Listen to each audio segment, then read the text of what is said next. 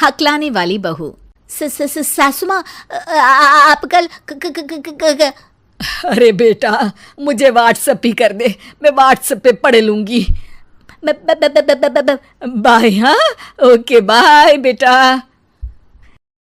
सास वहां से चली जाती है। बात तो सुनिए। बहू को हकलाने की आदत थी और सासू माँ को जल्दी में काम करने की। ऐसे में कई बार जब बहू सास से कुछ बोलती तो सास अनसुना कर देती और किसी और काम में लग जाती। माँ जी, सामान लाना है बाजार से। अरे क्या क्या लाना है? मैं जाऊंगी ना शाम को तो ले आऊंगी। साबुदाना? नहीं। हे राम, अरे जल्दी बोलना क्या लाना है? झाग वाला साबुन? अच्छा ठीक है, लेकर आऊंगी। झाग देने वाला साबुन ले आऊंगी बस। झाड़ू लाना। अच्छा, और बता। और सब ठीक। अरे हाल नहीं पूछ रही हूँ, सामान में और क्या लाना है ये बता। सॉस? अरे सॉस तो रखा है ना। सॉरी। अरे बेटा, ये हालचाल और सॉरी की बात बाद में कर लेना, अभी बस सामान क्या लाना है ये बता दे। माचिस? मटर? नहीं। मसाले? अरे अरे मटन? अरे बेटा, अपने घर में मटन कहाँ बनता है? बहू सास की पीठ पर एक लपड़ मार देती है। अरे ये क्या बहू, बदतमीज कहीं की। मच्छर था पीठ पे। हाँ, अच्छा है कि गाल पे नहीं था बहू। बाकी सामान माँ जी। अरे रहने दे बहू, रहने दे, मैं खुद किचन में जाकर देखाऊंगी कि क्या क्या सामान लाना है। सास बाजार चली जाती है। थोड़ी देर बाद घर पम्मू आंटी आ जाती है। सास घर के बाहर रहती है। सास को पम्मू आंटी बिल्कुल पसंद नहीं है। वो जब भी आती है कुछ ना कुछ मांगती ही रहती है। बहू पम्मू आंटी की ये बात जानती है और वो सोचती है, सासू माँ को बोल देती हूँ कि पम्मू आंटी आई है तो बाजार में ही घूम लेंगी। अगर पम्मू आंटी के जाने से पहले सासू माँ आ गई तो पम्मू आंटी उनसे कुछ न कुछ मांग लेंगी या बाजार से आने वाला सामान अपने साथ ले जाएगी। बहू बाजार से वापस लौट रही सास को दूसरे कमरे में जाकर फोन लगाती है। हेलो, आप बोल बहू। हेलो माँ जी। अरे जल्दी जल्दी बोलना, घर ही आ रही हूँ, कुछ और लाना है क्या? नहीं। नहीं? अरे फिर फोन क्यों किया? आप घर? हाँ, घर ही आ रही हूँ। हाँ ग सा नी प म ग रे सा। बेटा, इनके आगे भी तो कोई सुर लगा। घर घर में? हाँ, घर ही आ रही हूँ, चल बाद में बात करती हूँ। बहू सोचती है, हे भगवान, सासू माँ को बिल्कुल सब्र नहीं है पूरी बात सुनने का। कुछ न कुछ तरकीब लगा के पम्मू आंटी को घर से बाहर करना ही पड़ेगा इसके पहले कि सासू माँ आ जाए, वरना जो भी बनिया का सामान आ रहा है उसमें से कुछ न कुछ तो लेकर ज़रूर जाएंगी पम्मू आंटी। आंटी, मुझे कहीं जाना है। अरे वाह, मैं भी सोच रही थी, मैं भी चलती हूँ। अकेले? अरे नहीं, अकेले क्यों जाओगी, तेरे साथ चलूंगी ना मैं। मुझे अकेले जाना है। बहू पम्मू आंटी को घर से भेजने की जुगाड़ जमा ही रही होती है। इतने में सास घर पर आ जाती है। अरे वाह, सास भी आ गई तुम्हारी। अरे बहू, तुम्हारी जगह मैं होती ना तो तुम्हारी सास के लिए गाना गाती।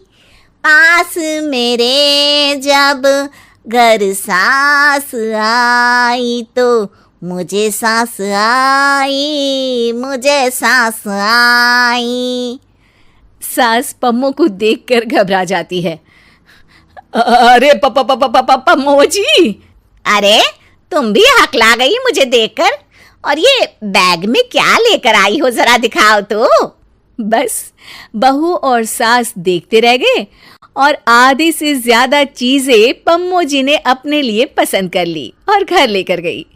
बाद में बहू ने बताया कि उसने सास को कॉल इसीलिए किया था ताकि वो घर ना आए, वरना पम्मो आंटी सामान ले जाएगी। सास को बहू की पूरी बात नहीं सुनने पर बहुत पछतावा हुआ। शिक्षा: बोलने से ज्यादा सुनना जरूरी है। सब्र और सहनशीलता से सभी बात सुननी चाहिए, वरना फिर जल्दबाजी में नुकसान ही होता है।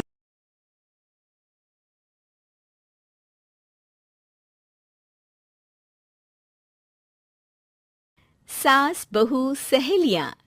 शिवानी एक बहुत अच्छी लड़की थी। उसकी शादी अभी से होती है, जिसके परिवार में सिर्फ एक माँ ही होती है। शिवानी, माँ ने बहुत हिम्मत और मेहनत से मुझे पाला है। पूरी जिंदगी मेहनत की और मुझे इस लायक बनाया। शादी के बाद मेरी तुमसे सिर्फ यही रिक्वेस्ट है कि तुम उन्हें अपनी माँ की तरह ही मानना। तुम टेंशन ना लो, तुम्हें शिकायत का कोई मौका नहीं मिलेगा जनाब। ऑफिस में अभी का दोस्त कहता है, अरे यार, जोर की नींद आ रही है, मन कर रहा है सो जाऊं। अरे क्यों, क्या हुआ? रात में क्या कर रहा था? हाँ जो अब नींद आ रही है। अरे यार समझ ले, घर जाने का मन ही नहीं करता। जाते ही माँ पकड़ लेती है बीवी की बुराई, और फिर कमरे में बीवी करती है माँ की बुराई। समझ में नहीं आ रहा क्या करूं। यार ना सुनो तो मुसीबत, सुनो तो मुसीबत। हाँ यार, मेरी भी नई शादी हुई है। मैंने तो शिवानी को साफ साफ कह दिया है, भाई कुछ नहीं करोगी तो चलेगा, पर माँ की इज्जत हमेशा करना। अरे यार माँ को भी समझा देना, क्योंकि गलती हमेशा बीवी की नहीं होती है। खैर दिन बीतते हैं। अभी एक दिन शाम को जल्दी घर पहुंचता है कि घर में ताला लगा होता है। अभी माँ को फोन करता है। अरे बेटा, ये शिवानी जबरदस्ती पार्क में ले आई है। बोल रही थी कि माँ वॉक किया करो, नहीं तो घुटने जाम हो जाएंगे। अरे वो तो अच्छी बात है ना माँ, लेकिन मैं घर आ गया हूँ। अरे सामने पड़ोसी के घर चाबी दे दी है, जरा अंदर जाकर चाय चढ़ा देना। मैं और बहू आ रहे हैं, वो भी वॉक करके थक गई होगी ना। कहीं तू उसे ना बोल देना कि चाय बना दे। वाह माँ, बहू के आते ही बेटे को भूल गई। ठीक है, चढ़ा देता हूँ चाय, आकर छान लेना। सास बहू मजे से घर आते हैं। अरे अभी चाय बना दी हो तो ला दे जरा। माँ जी ये ज्यादा हो जाएगा, आप हाथ मुंह धो लीजिए, मैं लाती हूँ तीनों के लिए चाय। अरे बहू, रात की सब्जी मुझे दे देना, मैं बैठ कर काट देती हूँ। तू जा, आज तेरा पति जल्दी आ गया है तो कहीं घूम कर आ। माँ तू भी चलना, साथ में चलते हैं। कई दिनों से तू भी तो नहीं गई कहीं। हाँ हाँ माँ चलो ना। अरे नहीं, वो तेरी चाची आ रही है, वो कभी भी आ सकती है, तो मैं घर में ही रुक जाती हूँ। ठीक है माँ, हम दोनों होकर आते हैं। दोनों पति पत्नी घूमने निकल जाते हैं, लेकिन लौटने में उन्हें काफी रात हो जाती है। सुबह। अरे बहू, जरा अपनी चाची सास से भी तो मिल ले।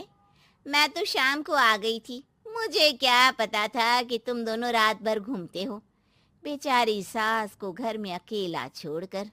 अरे नहीं, मैंने ही तो बोला था जाने को, लेकिन ये नहीं पता था कि ये लोगों को आने में इतनी देर हो जाएगी। शिवानी को सास की बात थोड़ी बुरी लगती है, लेकिन वो कुछ नहीं कहती। माँ जी ये लीजिए, सब्जी काट दीजिए, मैं नाश्ते की तैयारी कर रही हूँ। अरे थोड़ा जल्दी जल्दी हाथ चलाना सीख जा। तेरी सास बता रही थी कि तू कैसे हर काम में ढीली है। शिवानी को ये तो पता था कि सास उसे ये कहती है, लेकिन वो ये बात चाची सास से भी कह देंगी, वो शिवानी नहीं जानती थी। हाँ चाची, किसी में कुछ अच्छाई होती है तो किसी में कुछ। कई बहुएं ढीली नहीं होती, लेकिन कुछ ज्यादा ही तेज होती हैं। अब आपकी बहू नेहा को ही देख लीजिए, माँ जी बता रही थी कि अरे बस बस बहू, बस। नहीं नहीं, क्या बस? अरे क्या बात करते रहते हो तुम लोग मेरी बहू नेहा के बारे में, जरा बताओ तो।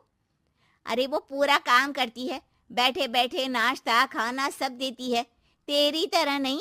मम्मी जी सब्जी काट दो, हमें आने में रात को देर हो जाएगी मम्मी जी। शिवानी को गुस्सा तो बहुत आता है, लेकिन वो कुछ नहीं कहती। चाची सास के जाने के बाद शिवानी तैयार होकर पार्क में वॉक को निकल जाती है। वो सास को कुछ नहीं पूछती, ना ही आने के बाद साथ में बैठकर चाय पीती है और ना ही अब सब्जी काटने देती। कितना बुरा लग रहा है, शिवानी नाराज हो गई है। पहले तो शिवानी कितने अच्छे से बात करती, हंसती रहती और हमेशा मेरे साथ बैठी रहती थी। वहीं शिवानी अभी से कहती है, यार तुम्हारी माँ के लिए ना जितना भी कर दो कम है। चाची सास को कह रही थी शिवानी काम काज पे ढीली है, लो अब कर रही हूँ सारा काम, बस हाँ बात नहीं करूंगी, देखते हैं क्या करती हैं अब। वहीं सास बेटे से कहती है, अरे पता नहीं तेरी बीवी को क्या हो गया है, न बोलती है न कोई बात करती है, ना ही अब मुझे वॉक पर ले जाती है। बेटा, माँ वो तो तेरा पूरा ख्याल रख रही थी, लेकिन लगता है चाची ने उसे कुछ कहा है तेरे बारे में। उसे लगता है कि तू उसकी बुराई करती है। तभी वहां शिवानी आ जाती है। लगता नहीं, करती है ये मेरी बुराई। अरे सब लोग परफेक्ट नहीं होते। मम्मी जी ये बताइए, आपने जब उनकी बहू नेहा की जरा सी बात की तो कैसे भड़क गई चाची कि मेरी नेहा के बारे में कोई कुछ नहीं कहेगा? बोलिए। माँ आप तो जानती हो ना कि वो कितनी तेज है। दादी ने भी उन्हें घर से निकाल दिया था। और आपको क्या लगता है कि नेहा भाभी से उनकी पटती है? अरे तभी तो घूम घूम कर रिश्तेदारों के घर पर रहती है। हाँ बेटा, ये तो तू ठीक कह रहा है। वैसे मैंने शिवानी के लिए ये कहा था कि काम धीरे करती है लेकिन अच्छा करती है। ये बात तो चाची ने बताई ही नहीं, उल्टा बात का बतंगड़ कर गई। माँ दुनिया यही चाहती है, खासकर रिश्तेदार किसी की सास को भड़का देते हैं तो किसी की बहू को। अरे बर्दाश्त ही नहीं होता कि सास बहू माँ बेटी की तरह रहे। अरे बेटा मैं क्या जानूं कि किसके मन में क्या है। माँ बस तू और शिवानी ये बात जान लो कि कोई भी सुख दुख होगा तो तुम दोनों ही साथ होगी, दूसरा कोई नहीं। हाँ माँ, अगर हम मिलकर रहेंगे तो अभी भी तो खुश रहेगा, और वो खुश रहेंगे तो हम दोनों भी खुश। क्यों माँ?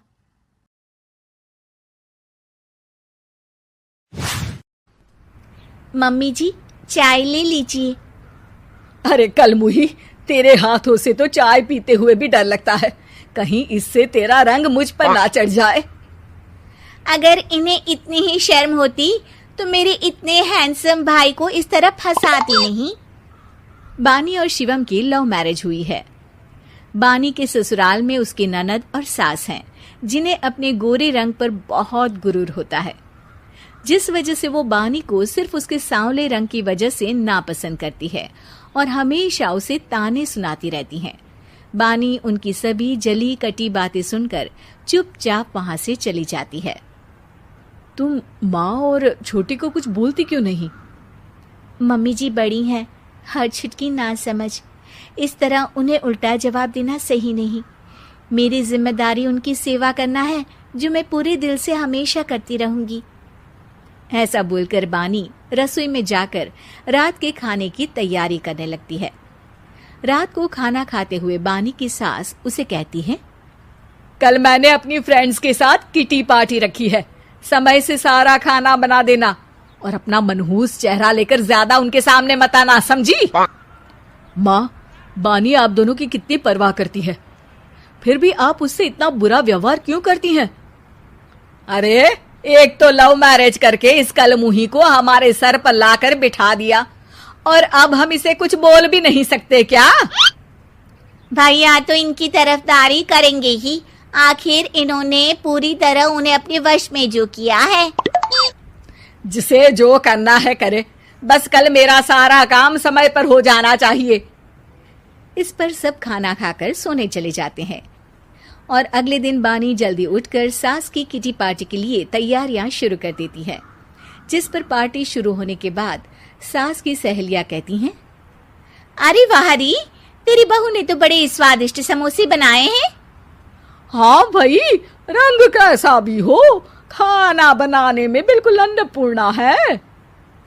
अरे इसकी भी क्या बात करनी, मेरी बेटी से मिलो, इसकी सुंदरता के आगे तो उर्वशी रंभा भी फेल है। उर्वशी रंभा को तो फेल कर देगी, पर क्या अन्नपूर्णा बन पाएगी? अरे इसे काम करने की क्या जरूरत, उसके लिए बानी है तो। और मैं तो इसकी शादी भी किसी नौकर चाकर वाले घर में ही करूंगी। बानी वापस रसोई में चली जाती है और किटी पार्टी चलती रहती है। उसी रात को बानी की सास गुस्से में चिल्लाते हुए अपने कमरे से बाहर निकल कर आती है। हाय रे, चोरी हो गई मेरे पैसे। पक्का पक्का इस कलमुही की वजह से हुआ है ये सब। अरे क्या हुआ माँ, कौन सा आसमान टूट गया? अरे आसमान तो उसी दिन टूट गया था जब तू इस कलमुही से शादी करके इसे घर में ले आया था। खुद तो आई ही, अपने साथ साथ मनहूसियत का काला साया भी मेरे घर ले आई। अरे हुआ क्या माँ?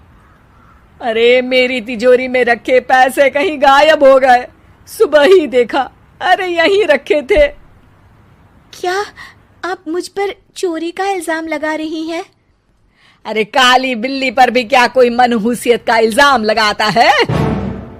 ऐसा बोलकर बानी की सास वहां से चली जाती है, जिसके बाद शिवम और बानी बात करने लगते हैं।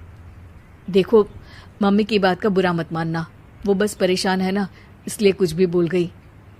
वो परेशान नहीं, मुझसे नफरत की वजह से ऐसा बोलकर गई हैं। उन्हें मैं हमेशा एक आंख नहीं सुहाती।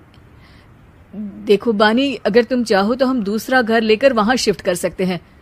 आखिर तुमसे प्यार करके तुम्हें अपनी जिम्मेदारी पर इस घर में लेकर आया हूं, इस तरह टॉर्चर नहीं होने दे सकता। अगर आप साथ हैं तो मुझे किसी चीज की टेंशन नहीं, और आखिर वो हमारी बुजुर्ग हैं, हम उन्हें और छुटकी को इस तरह अकेले छोड़कर कैसे जा सकते हैं।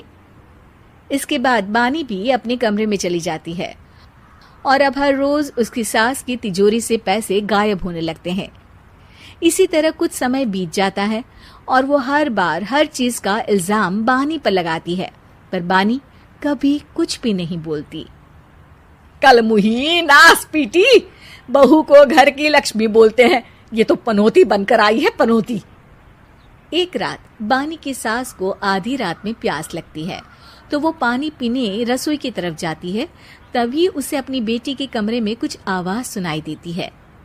हाँ हाँ, मैंने मम्मी की तिजोरी से हर रोज थोड़े थोड़े पैसे निकाल कर हम दोनों के लायक खूब पैसे इकट्ठे कर लिए हैं, और मम्मी आज तक उस सब के लिए भाभी को ही जिम्मेदार समझती है। तुम बस जल्दी से आकर मुझे यहाँ से ले जाओ और हम कहीं दूर जाकर शादी कर लेंगे। मम्मी को कुछ पता नहीं चलेगा, सब मुसीबत खत्म। अपनी बेटी की ये सारी बातें सुनकर बानी की सास भौचक्की रह जाती है और अपने कमरे में वापस चली जाती है। जब अगली सुबह बानी सास के कमरे में आती है, मम्मी जी क्या बात है, आज आप कमरे से बाहर ही नहीं आई? आपकी तबीयत तो ठीक है ना? क्या छुटकी कमरे से बाहर आई या तुम उसके कमरे में गई? नहीं नहीं, क्यों, जाना है क्या? मैं अभी चली जाती हूँ। नहीं, कोई कहीं नहीं जाएगा। इस पर वो बानी को साथ लेकर कमरे से बाहर आती है, जहाँ शिवम भी होता है। वहाँ उसकी सास बोलती है, छुटकी मेरी तिजोरी के सारे पैसे लेकर अपनी माँ के बारे में कोई ख्याल करे बिना किसी लड़के के साथ घर छोड़कर चली गई। और बहू, तुमने मुझ जैसी सास की सेवा करने के लिए अपने ही पति के साथ दूसरे घर जाने से मना कर दिया।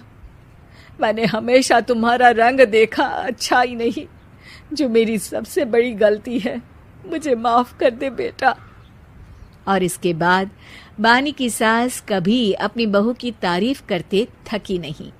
ये बात सच है कि हम लोग एक अच्छे दौर से नहीं गुजर रहे हैं। कोरोना वायरस से हमारा देश ही नहीं पूरी दुनिया प्रभावित है और सबसे ज्यादा प्रभावित है हमारे डेली वेज वर्कर्स, जो देश के अलग अलग कोने से आते हैं रोजगार के लिए, ताकि वो अपना और अपने परिवार का पेट पाल सके। गिव इंडिया, एक्शन एड और हेलो लाया है मैं भी कोविड वॉरियर, एक इनिशिएटिव जिसमें हम सब साथ आए और कोविड-19 से लड़े। So join the cause and support our daily wage workers. जय हिंद।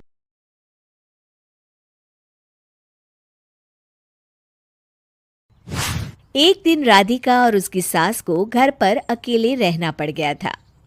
तब विजय जाते जाते कहता है, सुनो, ताला लगा के सोना, अच्छे से खिड़की दरवाजे चेक कर लेना और मम्मी का बीपी भी चेक कर लेना। हाँ जी, कोई दिक्कत नहीं है।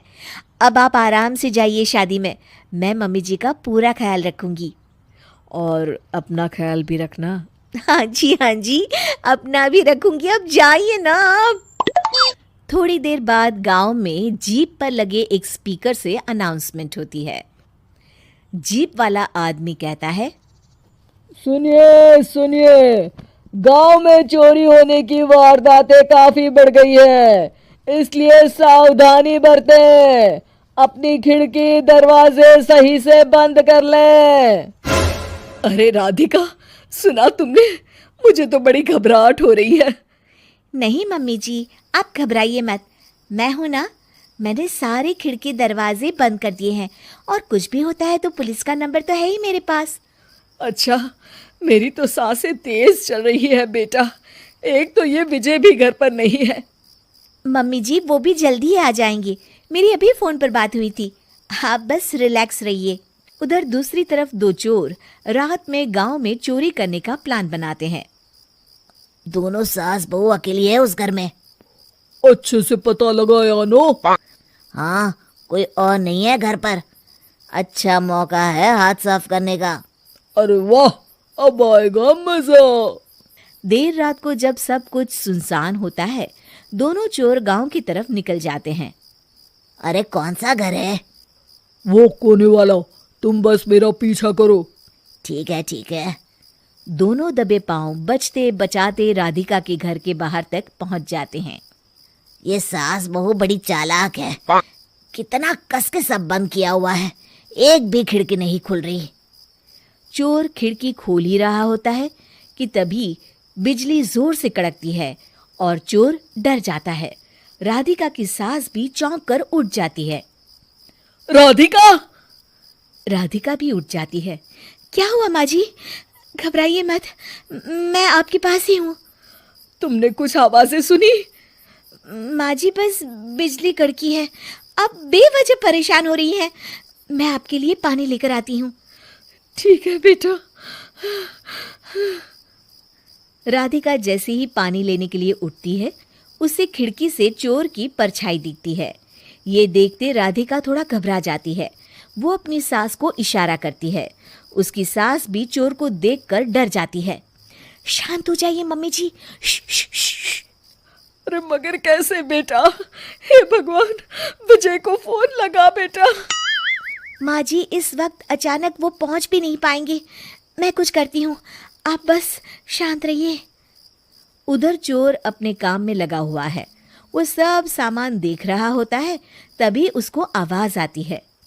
सुनिए जी, देखिए तो, खिड़की के पास कोई है। मुझे लगता है चोर है। अरे, इसका पति तो घर पर है। नहीं, वो बाहर गया हुआ है। मैंने उसे खुद बस से जाते हुए देखा था। तो ये बातें किससे कर रही है? राधिका जानबूझकर जोर जोर से बातें करने लगती है। सुनिए जी, जल्दी आइए ना बाहर, मुझे पक्का शक है कि घर में कोई घुस आया है। अरे लगता है इसका पति आ गया है। ये दोनों अकेली नहीं है। भोलू की जानकारी तो गलत थी। भागो। चोर घबराकर जल्दी जल्दी बाहर की ओर भागने लगते हैं। तभी एक चोर का पांव फिसल जाता है, मगर वो फिर से जल्दी से खड़ा होकर भागने लगता है। वो गली के कोने तक पहुंचने ही वाला होता है कि पुलिस उसको पीछे से आके पकड़ लेती है। अरे रुको तो, किधर भाग रहे हो दोनों? कब से तुम दोनों की तलाश थी हमको? साहब, छोड़ दो हमको साहब। हमने कुछ नहीं किया। अच्छा, तो इतनी रात को क्या यहाँ जॉगिंग करने आए थे? हवलदार, दोनों को हथकड़ी लगाकर गाड़ी में बिठाओ। तभी पीछे से राधिका भी आ जाती है। मैम, आपने बड़ी बहादुरी दिखाई। अगर सभी आपके जैसे नीडर नागरिक हो तो कितना अच्छा हो। सर, आपको मेरी सासू माँ ने फोन किया था, उनका ही आइडिया था ये। हाँ, और चोर को डराने का आइडिया तो राधिका का था। बहुत ही समझदार और नीडर है मेरी बहू। चलिए, आप दोनों का ही बहुत बहुत शुक्रिया। आपने इन चोरों को पकड़वाकर देश की मदद की है। और हाँ, पुलिस स्टेशन आकर अपना इनाम जरूर से ले लीजिएगा। और अगले दिन विजय शहर से आ जाता है। वो अखबार में तस्वीर देखता है जिसमें राधिका और माँ इनाम ले रहे होते हैं। माँ, आपको कोई चोट तो नहीं आई है ना? अरे ना बेटा ना, जब तक राधिका साथ है तकलीफ कैसी। राधिका, तुम ठीक तो हो ना? I am so proud of you Radhika, तुम बहुत ही समझदार हो। मॉडल बहू। अगर तुम्हें मुझसे इतनी ही प्रॉब्लम है तो शादी क्यों की? मुझे आपसे नहीं, बस उस फोटो से प्रॉब्लम है जो आपने सोशल मीडिया पर अपलोड किए। अरे इतनी सी बात और इतना ज्यादा ओवर रिएक्ट। ये इतनी सी नहीं, मेरी करियर की बात है। मैं मॉडल हूँ और मेरी इंडस्ट्री में कोई भी एक शादीशुदा मॉडल के साथ काम करना नहीं चाहता। इसीलिए अभी के अभी उन फोटो को डिलीट करो। नैना के गुस्से में ऐसा बोलने पर रोहित सोशल मीडिया से अपनी और नैना की सारी फोटो डिलीट कर देता है। नैना एक मॉडल है जिसकी शादी रोहित से होती है, पर उसे हमेशा हर चीज से पहले सिर्फ मॉडलिंग ही दिखाई देती है। इसीलिए वो इसके आगे अपनी शादी को भी कोई इम्पोर्टेंस नहीं देती। एक रात नैना तैयार होकर कमरे से बाहर निकलती है। अरे इतनी रात को ऐसे तैयार होकर कहाँ जा रही हो? Night club. बहू, इस तरह रात भर घर की बहू का बाहर रहना सही नहीं है। ओ प्लीज, ये छोटी थिंकिंग आप अपने पास ही रखें। मेरे प्रोफेशन में night club and parties normal है। ऐसा बोलकर नैना घर से बाहर निकल जाती है और रात भर पार्टी करने के बाद अगली सुबह घर वापस आती है, जहां उसकी सास सुबह सुबह घर की सफाई कर रही होती है। ओहो मम्मी, आप तो बहुत जल्दी उठ जाती है। चलो अच्छा है, मैं चली सोने। जब पूरी दुनिया के उठने का समय है तब तुम्हें सोना है। भला ये भी कोई घर वापस आने का समय है? नॉट अगेन मॉम, मैं आप और आपकी इन बातों से टायर्ड हो गई हूँ। अगर आपको ये सब सहन नहीं करना था तो रोहित की शादी एक मॉडल की बजाय किसी साधारण लड़की से करानी थी ना। सास को ये सब बोलकर नैना सोने चली जाती है, जिसके बाद वो सीधा शाम को कमरे से बाहर निकलती है तो देखती है कि उसकी सास और रोहित बैठे बैठे खाना खा रहे हैं। नैना भी उन्हीं के साथ डाइनिंग टेबल पर जाकर बैठ जाती है, जहां सारा तेल वाला खाना देखकर वो गुस्से में भड़क जाती है। ये सब क्या है मॉम? आपको पता है ना कि मैं एक मॉडल हूँ और मुझे अपना फिगर मेंटेन करने के लिए हेल्दी फूड ही खाना होता है, नॉट लाइक यू। फिर भी आपने सारे खाने में तेल ही तेल भर दिया। बस नैना, बिल्कुल चुप। पहले तो तुम घर में एक सुई तक नहीं हिलाती और मम्मी जो पूरा समय अकेले काम करती रहती है उन पर चिल्ला रही हो। इतनी दिक्कत है तो खुद ही खाना क्यों नहीं बना लेती? पर बनाओगी कैसे? तुम्हें तो मॉडलिंग, पार्टी और सेल्फी के अलावा और कुछ आता ही नहीं ना। मेरे भैया भाभी ने मुझे आज तक किसी काम के लिए नहीं बोला। मैंने जब जो मांगा वो मिला और इन्हें देखो, खाने के नाम पर कितनी बातें सुना दी। बस बहुत हुआ, मुझे अब यहाँ नहीं रहना। नैना गुस्से में तुनकते हुए बैग पैक करके घर छोड़कर अपने भैया के घर पहुंच जाती है, जहां उसकी भाभी खुशी से नैना का स्वागत करती है। अरे क्या बात है नैना, ना कोई खबर ना रोहित साथ में, अचानक कैसे आना हुआ? मैं तो उस घर को हमेशा के लिए छोड़ आई, दोबारा कभी वहां वापस नहीं जाऊंगी। ऐसा बोलकर नैना घर में आकर मजे में सोफे पर बैठ जाती है, जिसके बाद अब वो पूरे ठाठ बाट से अपने मायके में रहने लगती है, जहां उसकी भाभी सारा काम करती और नैना अपने मॉडलिंग प्रोजेक्ट करते हुए बस मौज में बैठकर खाती। नैना, आखिर बताओ तो सही कि तुम्हारे ससुराल में ऐसा क्या हुआ जो तुम्हें घर छोड़ना पड़ा? बस उन्हें मेरा लेट नाइट पार्टी जाना और कोई काम ना करना पसंद नहीं था, तो मैंने वो घर छोड़ दिया और यहाँ आ गई। नैना की बात सुनकर उसकी भाभी हैरानी से उसे देखने लगती है पर कुछ बोलती नहीं। इसी तरह कुछ समय बीतता है और देखते ही देखते अब नैना के पास मॉडलिंग के प्रोजेक्ट्स आने कम हो जाते हैं, जिससे नैना बहुत परेशान रहने लगती है। ऐसा कैसे हो सकता है? मैं इतनी सुंदर मॉडल हूं तो फिर भी मुझे काम क्यों नहीं मिल रहा? देखो नैना, काम में ऐसे उतार चढ़ाव तो आते ही रहते हैं। आज नहीं तो कल तुम्हें इससे भी अच्छा काम मिलेगा। तब तक अगर तुम चाहो तो घर में खाली बोर बैठने से अच्छा है कि मेरी मदद कर सकती हो। नैना पहले तो घर के काम का नाम सुनकर नाक चढ़ाती है, लेकिन फिर कुछ दिनों तक कोई काम न होने पर बोर होकर अपने आप भाभी की मदद करने पहुंच जाती है। इसी तरह धीरे धीरे उसकी भाभी नैना को घर का काम करने के साथ सारा खाना बनाना भी सिखा देती है। एक रात नैना और उसके भैया भाभी साथ बैठकर डिनर कर रहे होते हैं। पता है, आज का सारा खाना नैना ने बनाया है। मैंने तो बस आज थोड़ी सी ही मदद की है। मानना पड़ेगा नैना, खाना तो बहुत स्वादिष्ट है। आखिर मेरी बहन मल्टी टैलेंटेड जो है, मॉडलिंग और घर दोनों एक साथ बखूबी संभाल सकती है। और फिर जब मदद करने के लिए घर में कोई दूसरा इंसान भी हो तो फिर दिक्कत ही क्या। मेरी बहन चाहे तो उसके लिए कुछ भी इम्पॉसिबल नहीं है। भैया की बात सुनकर नैना को अपनी सास और रोहित की याद आ जाती है। भैया, मम्मी और रोहित ने कभी मुझे मॉडलिंग करने से रोका नहीं। वो तो हमेशा हर चीज़ अकेले संभालते आए हैं और मैं हर काम खराब करती रही। मम्मी पूरा घर अकेली संभालती है और मुझसे बस थोड़ी मदद की उम्मीद करती है, पर उसकी जगह मैं उन्हें उल्टा बोलती रही। गलती मेरी है भैया, मुझे अपने ससुराल वापस जाना चाहिए।